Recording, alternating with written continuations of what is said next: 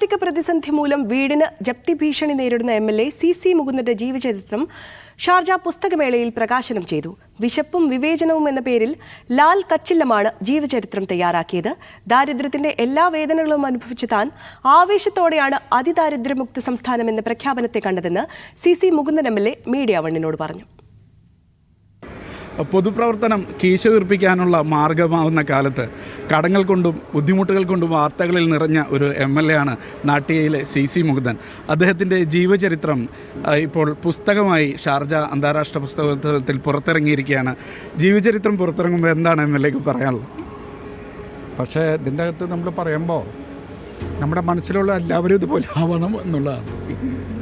അത്രേ പറയാനുള്ളൂ. പിന്നെ ഇതിനകത്ത് എഴുതിയ കഥകൾ എന്ന് പറയുമ്പോൾ ഞാൻ സ്വയം പറഞ്ഞതല്ല, എൻ്റെ അനിയൻ പറഞ്ഞ കഥയാണ് ലാല് എഴുതി തയ്യാറാക്കി എടുക്കാൻ വന്നത്. അപ്പോൾ എന്നേക്കാൾ കൂടുതൽ ഈ രംഗത്ത് ബന്ധമുള്ളത് എൻ്റെ അനിയനാണ്.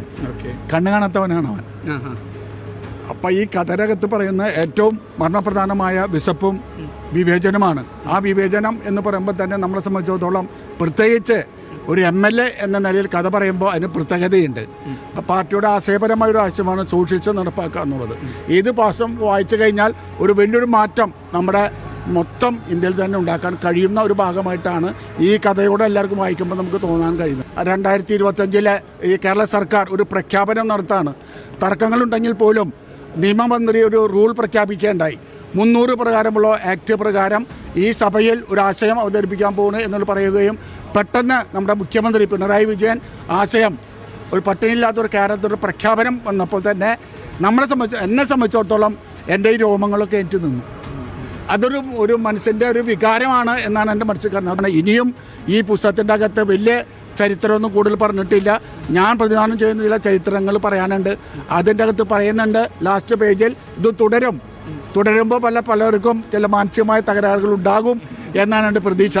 100 പേജാണെങ്കിൽ പോലും ഇതിൻ്റെ അകത്ത് കഥ പറയുന്നതോടൊപ്പം തന്നെ ജീവിത ചരിത്രം പോലെ പടം വരച്ചിട്ടുണ്ട്.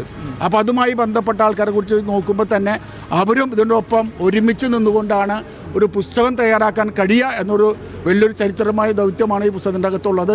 ലാൽ കച്ചില്ലമാണ് ഈ 100 പേജുള്ള ജീവചരിത്രം എഴുതിയിട്ടുള്ളത്. നാട്ടിക MLA CC മുകുന്ദൻ്റെ ജീവചരിത്ര ഗ്രന്ഥം ഏകദേശം ഒരു ചെറിയ പുസ്തകമാണെങ്കിലും 2 വർഷം എടുത്തുകൊണ്ടാണ് ഇതിനെ എഴുത്ത് പൂർത്തിയാക്കിയത്. കീഴാളവർഗം ദൃശ്യത നഷ്ടപ്പെട്ട ഒരു സമൂഹമാണ്. മേലാളർക്ക് വേണ്ടി കഷ്ടത അനുഭവിച്ച കീഴാളവർഗം ഈ മാറിയ വർത്തമാന കാലഘട്ടത്തിലും ഈ കീഴാളവർഗത്തെ ബ്രാഹ്മണ്യത്തിൻ്റെ വക്താക്കളാക്കി എന്ന് അവരെ സ്വയം ബോധ്യപ്പെടുത്തുകയും അതിൽപ്പെട്ട് ഈ ഇന്നത്തെ വർത്തമാന കാലഘട്ടത്തിലെ യുവാക്കളൊക്കെ തന്നെ വീണ്ടും പഴയ കാലഘട്ടത്തിലെ അടിമത്തത്തിലേക്ക് പോവുകയും ചെയ്യുന്ന നിർഭാഗ്യപരമായ ഒരു സംഭവം കൂടി അതിൽ വ്യക്തമായും അത്തരം കാര്യങ്ങളിൽ ഈ പുസ്തകത്തിൽ നമ്മൾ വ്യക്തമായി പ്രതിപാദിച്ചിട്ടുണ്ട്. ഇനിയെല്ലാം വായനക്കാർ വായിച്ച് അതിൻ്റെ കുറ്റങ്ങളും അല്ലെങ്കിൽ കുറവുകളും അല്ലെങ്കിൽ നന്മകളും എല്ലാവരും വായിച്ച് പങ്കുവെച്ച് പ്രതികരിക്കണമെന്ന് വിനീതമായി അഭ്യർത്ഥിക്കുന്നു. ഇതിൻ്റെ തുടർച്ച ഉണ്ടാകും എന്ന് തന്നെയാണ് MLA പറയുന്നത്. യാസിർ അറഫാത്തിനൊപ്പം Shino Shamsuddeen, media one, Sharjah.